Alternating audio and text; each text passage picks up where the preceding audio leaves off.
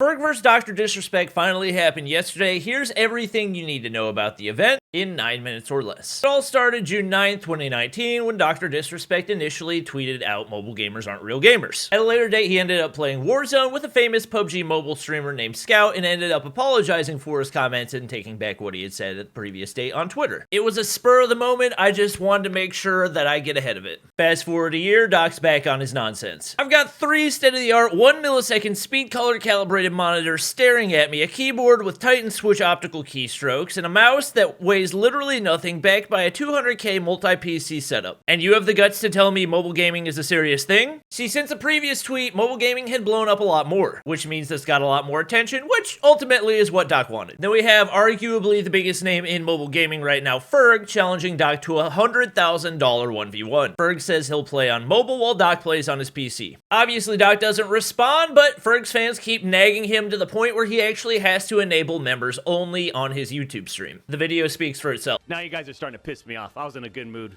This was all back in November, about 6 months ago. Nothing really came of it, and I think most people assumed it was never going to happen. Until 3 days ago, when Doc announced that he would actually be going up against Ferg for the first time in Call of Duty Mobile. And obviously, Ferg had to chip in with some trash talk of his own, which leads us up to the day of the actual event. Now, I'll go ahead and say it wasn't really what most people were expecting, but given the fact that Ferg lives in EU, Doc lives in NA, it wouldn't have really been fair to do an actual 1v1. So instead, they were going to do a kill race where each person was on their native platform for 45 minutes, and whoever came away with the most kills in total was declared the winner. Obviously, as a player with more Call of Duty Mobile experience, Ferg was the favorite to win by a lot. Starting off the event, it was pretty obvious the movement was going to be a dead giveaway for the quality of Doc's gameplay on the mobile device, but that is kind of what everybody was expecting. And obviously, Ferg being higher rank was going to have some tougher lobbies, so his engagements were definitely a lot more high octane, but overall, he still did have the advantage because he was also going to be able to run into more people. Right off the bat, picking up kills, third person peeking around walls, and playing the way that he needs to.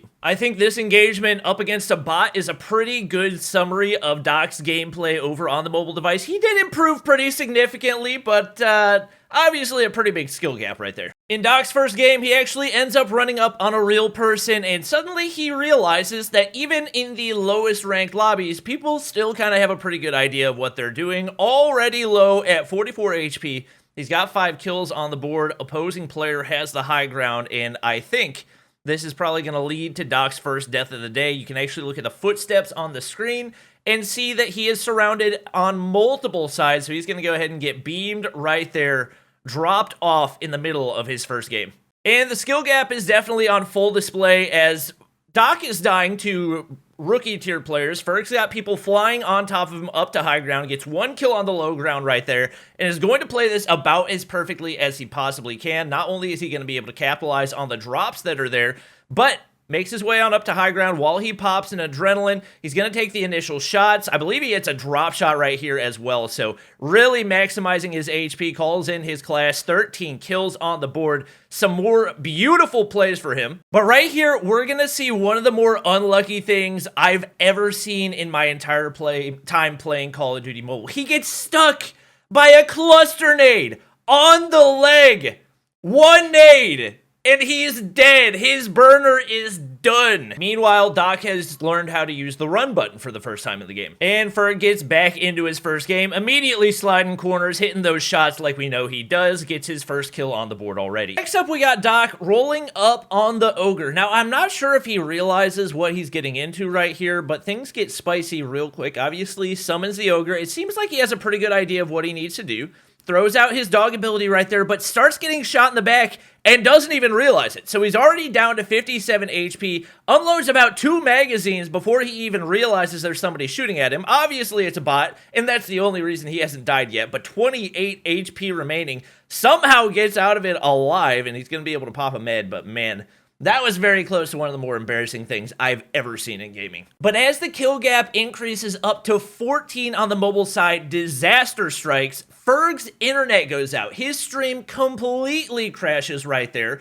And because the gap's so big, they didn't even bother to give him any time because I think ultimately people wanted this to be as close as possible.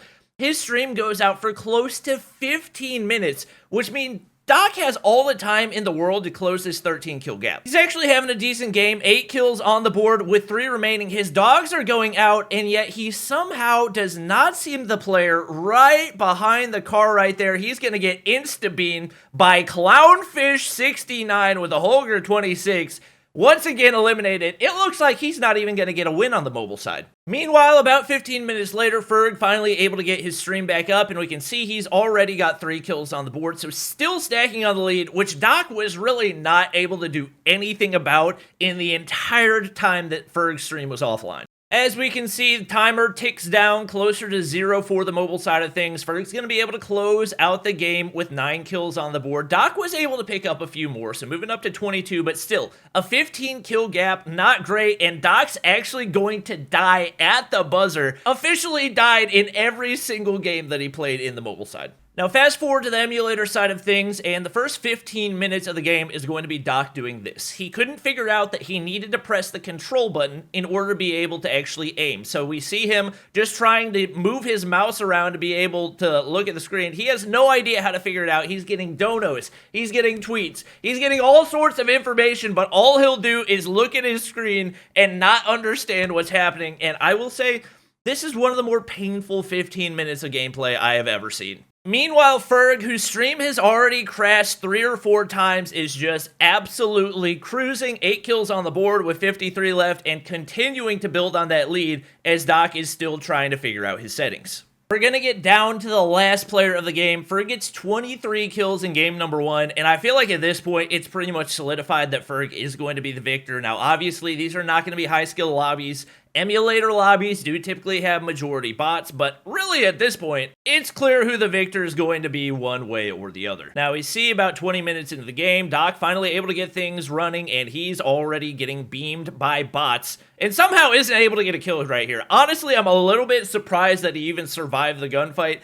Finally able to get one right there, 5 kills on the board, but as you can see, currently 34 kills separating the two, and Doc struggling up against bots. Now, I do have to give him some credit. It did seem like Doc was finally starting to figure things out. He was hitting a couple snipes here and there, so definitely able to get into a rhythm despite the shots that we're going to see in this gunfight. And he is going to be able to hit a pretty nice snipe across the map right here as well to get kill number 11. And we will see his final kill of his first game right here to finish off with 12, but at this point, like I said, 30 kill gap, not a whole lot you can do about it. After that one, there's not really a whole lot that I need to tell you guys. Obviously, Ferg, 16 kills on the board, and the clock has already run out. Ferg is the victor. Now, I won't lie, I wish the format had been something a little bit different. I would have liked to see something slightly more competitive, but obviously we're restricted with the 2 players on different continents, and the fact that one of the native inputs is naturally just going to give a whole lot of bot lobbies. Hopefully this isn't the end, though. I would love to see a 1v1 at some point in the future where Doc actually figures out how to make his settings work properly. I think it could actually make for an amazing event, but overall this was a huge step for mobile gaming, just in a lot of people getting exposed to the game that had probably never seen it before. If the video is helpful for you guys, please do me a huge favor. Make sure to drop a like down below. Subscribe to the squad if you haven't already, and I'll catch you guys in the next one.